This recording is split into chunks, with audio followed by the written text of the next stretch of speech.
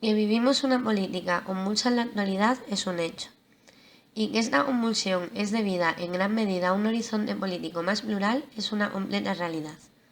Los ciudadanos nos descubrimos sorprendidos, despistados e incluso abrumados por el hecho de tener distintas opciones a elegir, por ser conscientes de que ya no nos encontramos ante el tradicional reparto ideológico que tantos años nos lleva acompañando, la izquierda y la derecha. Para muchos, sobre todo la gente más mayor conocedora de una política más tradicional, ha llegado a ser una sorpresa descubrir que quizá no todas las izquierdas o todas las derechas son iguales, que dentro de un mismo abanico podemos escoger distintos tonos. Cuando se critica esta situación política en la que nos encontramos, es muy típico escuchar aquello de que se fijen en la transición, ahí sí que sabían pactar. Sin embargo, esa transición fue posible en una grandísima medida a la capacidad de un partido político y de su líder de pilotar un marco demasiado complicado, sacar a un país de 40 años de dictadura.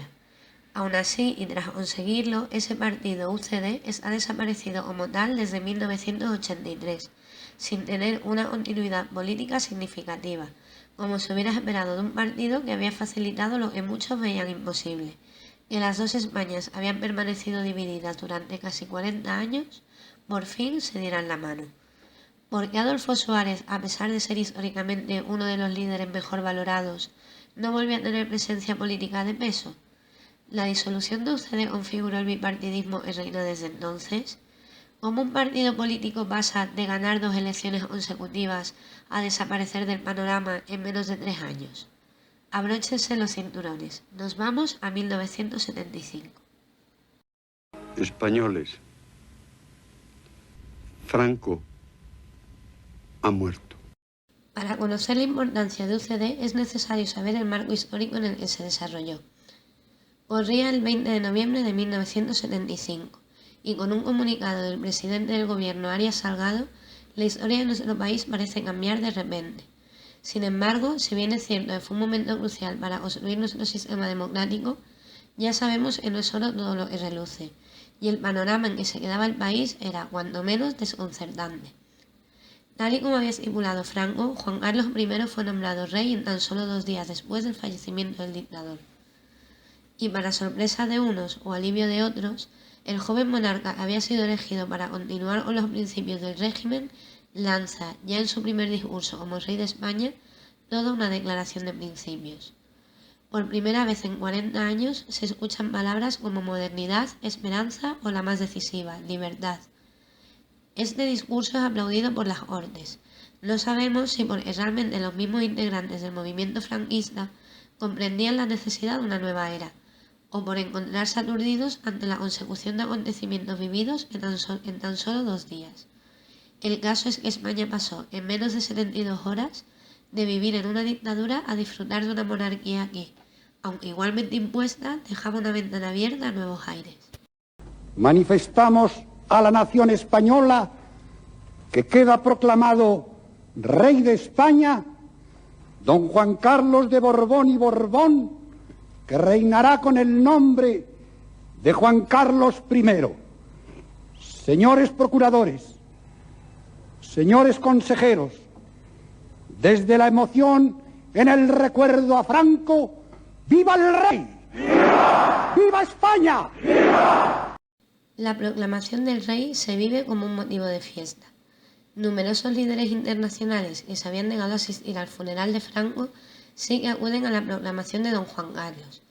Las calles se llenan para vitorear al joven monarca y a su esposa, y la gente, aún con el desconcierto en el cuerpo, se atreve a pensar que quizás sea esta la época de paz para España.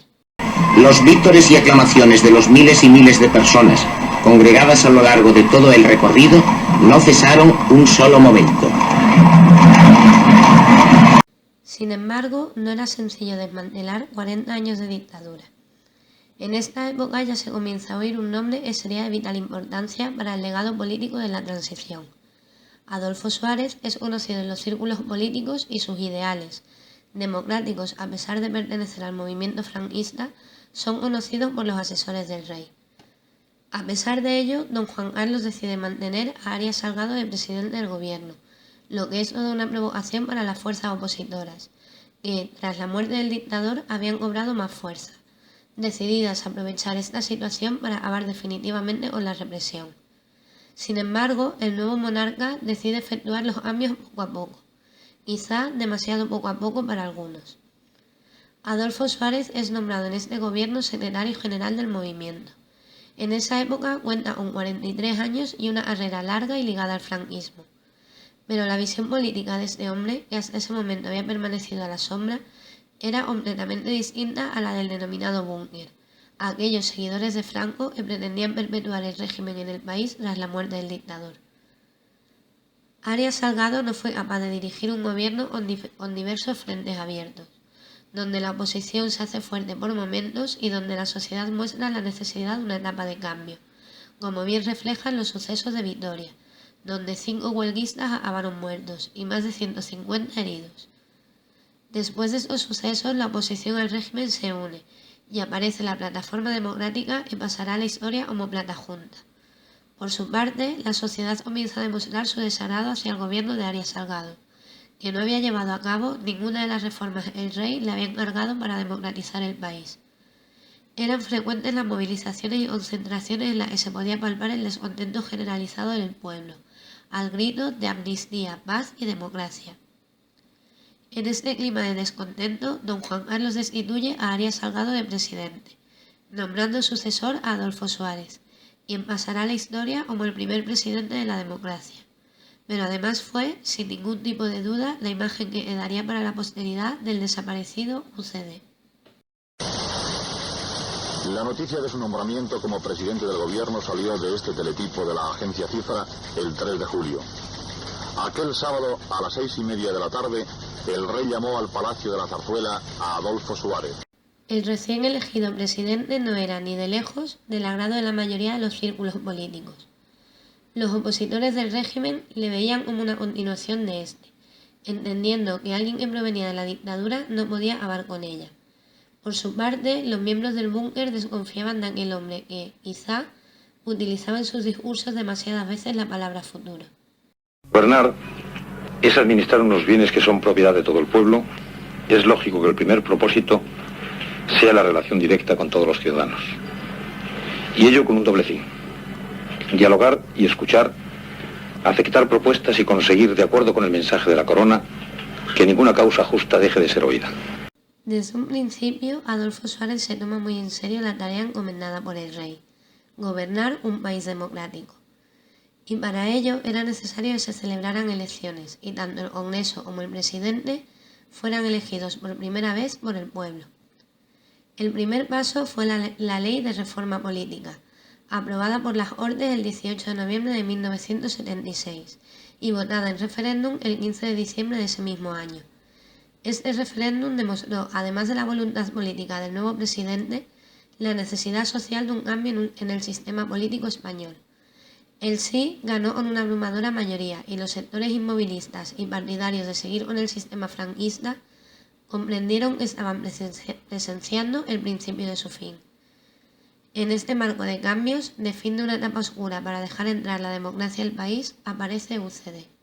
Vota Centro, vota Suárez, vota Libertad. La vía segura a la democracia. Unión de Centro Democrático aparece en el panorama político como un aglutinante de diversas ideologías. Entre sus miembros se encuentran políticos del movimiento que, como Suárez, habían escogido el camino democrático. También miembros de partidos regionalistas, liberales y socialdemócratas. Mucho se ha especulado sobre la inclinación política de UCD, sobre todo en sus comienzos. ¿Por qué un partido fundado por un miembro del movimiento decidía denominarse centrista? La pregunta es fácil de responder. En primer lugar, y aunque hoy quizá no lo considerásemos una ideología de centro, en aquel momento sí que se encuadraba en aquel espacio político. España seguía dividida en dos bandos, izquierda y derecha, y era el hueco creado por UCD el punto donde debían acabarse esas divisiones, ya que la llegada a la democracia tenía que darse, según el propio presidente, en paz. En segundo lugar, Suárez busca el consenso para acabar con los últimos vestigios de la dictadura. Era necesario todos los apoyos posibles, viniera del bando que vinieran, y para conseguirlos no podía más que acudir al centrismo político. El 15 de junio de 1977 se celebran las primeras elecciones generales de la historia de la democracia. Con una amplísima participación, UCD gana estas elecciones, consiguiendo 165 escaños. El resto del panorama político queda repartido entre el PSOE de Felipe González, el Partido Comunista de Carrillo y la Alianza Popular de Fraga. Consecuentemente, con esta idea, el mismo día de las elecciones, puse mi cargo a disposición de Su Majestad el Rey, y Su Majestad el Rey, ayer por la tarde, a la vista del resultado de las elecciones y teniendo presente pues, otras circunstancias, me ha confirmado en el cargo. Por tanto, continúo desempeñando mi trabajo como presidente. A pesar del entusiasmo inicial, no todo era tan sencillo como puede parecernos desde una distancia de 40 años. Por una parte, las elecciones habían dado como ganador a Suárez. Sin embargo, el PSOE de González había quedado en una posición muy ventajosa para crear una dura oposición. En la formación de ayuntamientos, el PSOE había obtenido ventaja frente a UCD, lo que le convirtió en el gato que persigue al ratón. Y esa persecución suponía un gran desgaste para el partido del gobierno. Además de esto, el país se encontraba sumido en una fuerte crisis económica, que ni siquiera los llamados pactos de la Moncloa pudieron frenar, al menos en un plazo razonable de tiempo. Los asesinatos de ETA y los continuos levantamientos populares tampoco beneficiaron al recién elegido gobierno. Y cuando habló de la negociación de ETA o con ETA, el presidente del gobierno estaba de acuerdo.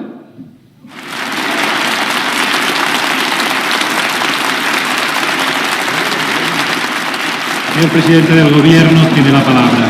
Silencio, por favor.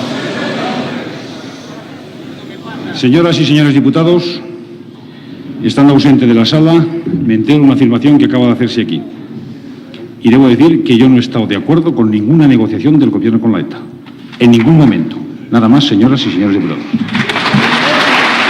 Pero si algo lastimó de verdad al reciente partido fue la redacción de la nueva Constitución. UCD había nacido como coalición, no como un partido político o una ideología clara, y esto se hizo patente en la redacción del texto. De los 7 miembros de las Ordes encargados de escribir la nueva Constitución, 3 eran de UCD.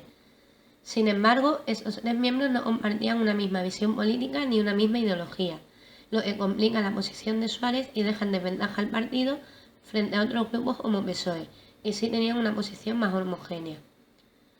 Cuando el texto fue presentado a las Ordes, su posición frente a temas como el aborto, el derecho a huelga o la abolición de la pena de muerte no encontraron únicamente oposición de la derecha más conservadora.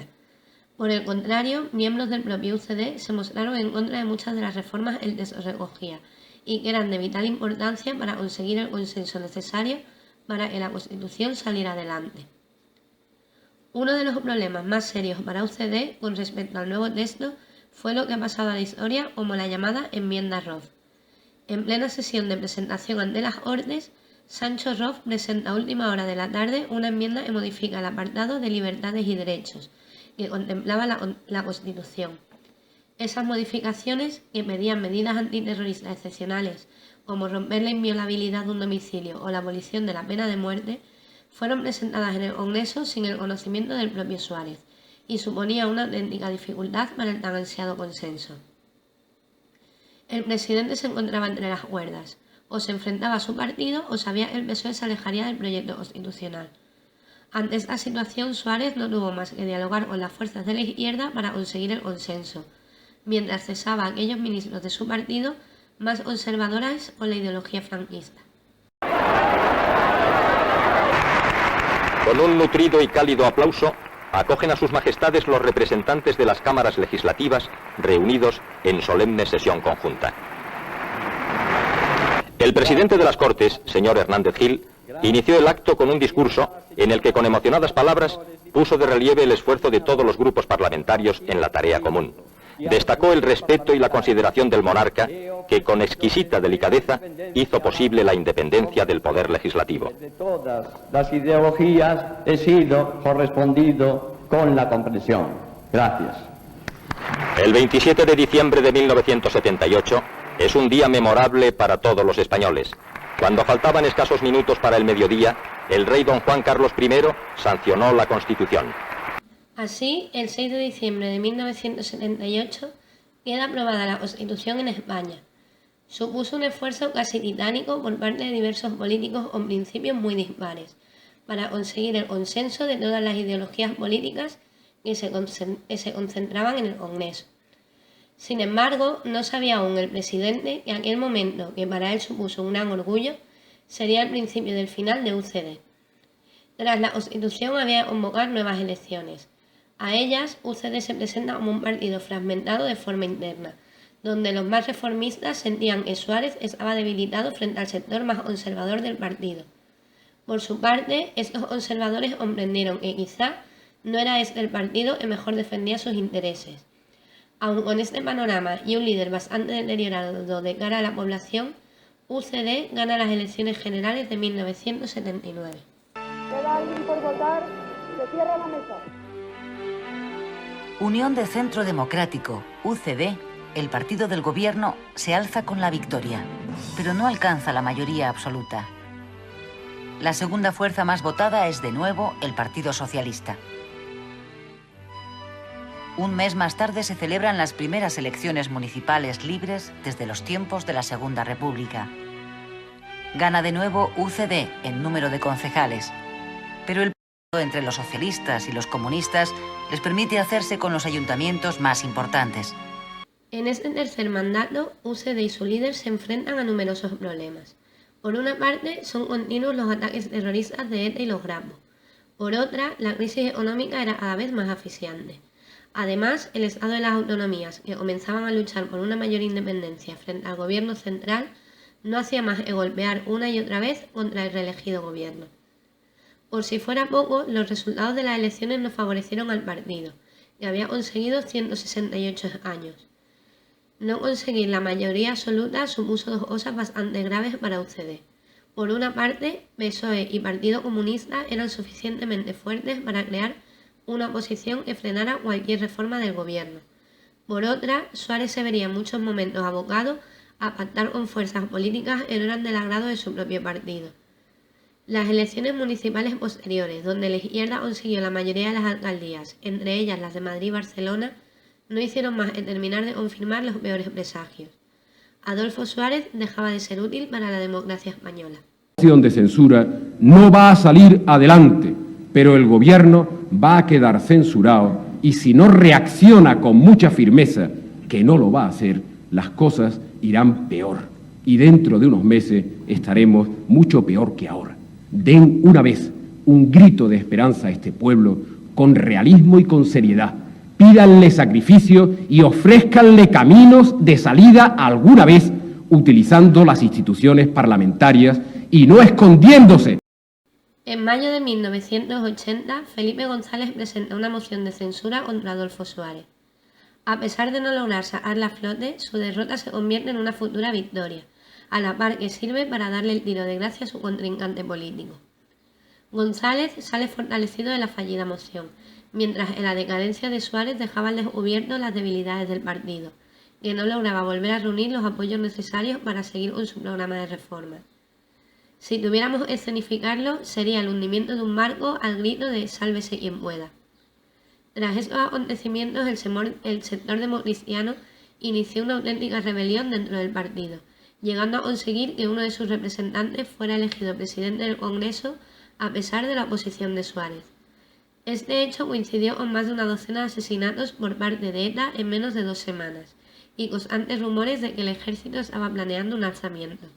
Además, dentro de UCD se instaba a su líder a conseguir mayor independencia democrática para su partido. El problema andaluz, como se conocía el proceso autonómico de Andalucía al que UCD se oponía, tampoco ayudó a suavizar los ánimos. La solución de Suárez ante este panorama fue drástica. El 21 de enero de 1981 presentaba su dimisión como presidente del gobierno. Hoy tengo la responsabilidad de explicarles, desde la confianza y la legitimidad con la que me invistieron como presidente constitucional, las razones por las cuales presento irrevocablemente mi dimisión como presidente del gobierno y mi decisión de dejar la presidencia de la Unión de Centro Democrático. No es una decisión fácil, pero hay encrucijadas, tanto en nuestra propia vida personal como en la historia de los pueblos, en las que uno debe preguntarse serena y objetivamente si presta un mejor servicio a la colectividad, permaneciendo en su puesto o renunciando a él. No sabemos si Leopoldo Calvo Sotelo era un hombre supersticioso, pero en el caso de que así fuera, seguro que no tomó como buen augurio que su gobierno comenzara con un intento de golpe de Estado, el conocido 23F. Si bien es cierto que Calvo Sotelo no tenía el talante centrista de Suárez, también es cierto que las circunstancias en las que fue elegido presidente no fueron para nada favorables. La sociedad se oponía a un gobierno de alguien que se sabía era de una ideología de la derecha tradicional derivada de la dictadura. Por otra parte, la figura de Felipe González obraba cada vez más reputación, lo que hacía que PSOE cambiara su política de pactos por una política con un único final: terminar de perfilarse como los próximos líderes políticos. En este clima, Calvo Sotelo poco podía hacer por su partido. De cara a la sociedad, UCD estaba completamente fragmentada. Miembros del partido comenzaban a hacer apuestas más personales, marchándose de la opción centrista a partidos de izquierda o derecha. Además de esto, políticas tomadas bajo su mandato, como la entrada en la OTAN, terminaron por acabar con la reputación del partido. Las autonomías eran un problema cada vez más evidente, y mientras otros grupos habían establecido una organización regional, UCD seguía teniendo una organización provincial, lo que les dejaba en clara desventaja frente a PSOE o a los nacionalistas. Con este panorama, Calvo Sotelo decide no presentarse a las elecciones que se celebrarían al año siguiente. Landelino Lavilla es el elegido para encabezar las listas del partido. Sin embargo, este cambio de aires no es bien recibido. El congreso celebrado en Palma de Mallorca no había conseguido contentar a los miembros del grupo, y con ese nuevo rostro se daba un viraje hacia la democracia cristiana, lo que terminó de convencer a los liberales que quedaban en sus filas para abandonar. Para colmo, Adolfo Suárez decide marcharse del partido y fundar el CDS, Centro Democrático y Social. Este nuevo partido no supuso ni mucho menos la continuidad de UCD, ni tuvo unos resultados electorales significativos. Sin embargo, tuvo un efecto muy negativo para el grupo. Su líder indiscutible abandonaba, y esto dejaba al partido sin su mayor baza, el rostro de la transición. Además, tanto PSOE como Alianza Popular habían suavizado sus principios, dejando de lado la radicalidad política, lo que hizo que no fuera necesario para la población elegir una opción centrista, pues la derecha y la izquierda que se comenzaban a perfilar quedaban ya bastante lejos de las ideologías que habían defendido en su origen. PSOE dejaba atrás el marxismo, mientras Alianza Popular buscaba la manera de desligarse del régimen franquista. En este marco, la gente podía elegir libremente su opción política sin miedo a un nuevo enfrentamiento, algo que no había sido posible hasta entonces, cuando la sombra de la guerra civil todavía planeaba sobre la política española. Cabe decir con satisfacción que se han celebrado con limpieza las terceras elecciones generales, y con ello quien gana, más que un partido concreto, es la democracia y el pueblo español. En las elecciones del 28 de octubre del 82, el PSOE consiguió una amplia mayoría, con 202 años. Esas elecciones pasarían a la historia por ser la victoria de la izquierda en la España democrática. La alternativa derecha, Alianza Popular, había conseguido también unos resultados positivos con respecto a las elecciones anteriores, pasando de 15 años a 107. Sin embargo, estos comicios resultaron la caída en picado de UCD. El partido pasó de 168 escaños a 11, dejando patente lo que había sido un secreto a voces. Unión, Progreso y Democracia, el partido que consiguió conducir el viaje democrático de nuestro país, había perdido por el camino toda su fuerza. En diciembre de ese mismo año se celebraba un congreso de partido por el que se determina la disolución del mismo, que se hace efectiva en febrero de 1983.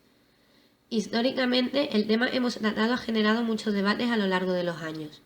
Nunca podremos saber qué hubiera sido nuestra situación política si UCD hubiera conseguido desarrollar la política centrista y conciliadora que Adolfo Suárez hizo conseguir cuando decidió agrupar, en forma de coalición, a aquellos que querían un régimen democrático para el país sin que éste sufriera más enfrentamientos. Quizá, de haber conseguido establecer ese talante, no habría llegado hasta hoy la política claramente bipartidista que ha configurado nuestro sistema durante 30 años. Tampoco podemos establecer un único motivo para la desaparición de aquel partido que estuvo llamado a transformar nuestra historia. Las luchas internas, las distintas ideologías, la situación tan delicada del país y el nacimiento de un movimiento de izquierda que quería tomarse en cierta forma su revancha histórica fueron pequeños rasguños que todos juntos supusieron la herida mortal del partido. Desde entonces y hasta nuestros días, España no ha tenido una presencia política importante de un partido que no fuera PP o PSOE. El bipartidismo se configuraba quizá porque era lo más lógico. En ese nuevo país la gente podía mojarse y sabía que su elección política no acabaría con la tan ansiada paz del país. Mi gratitud hacia el duque de Suárez es por todo ello honda y permanente, y mi dolor es grande. Pero el dolor no es obstáculo para recordar y valorar uno de los capítulos más brillantes de la historia de España. Con estas palabras nombraba el entonces rey Juan Carlos I a Adolfo Suárez tras su fallecimiento. Su gratitud, recordaba, sería honda y permanente. Una gratitud que en cierta forma era la de todo un país hacia el líder político que trajo la libertad sin abandonar en ningún momento la legalidad ni el respeto hacia sus oponentes. Y quizá sea cierto aquello de qué bien harían ahora en fijarse en la transición.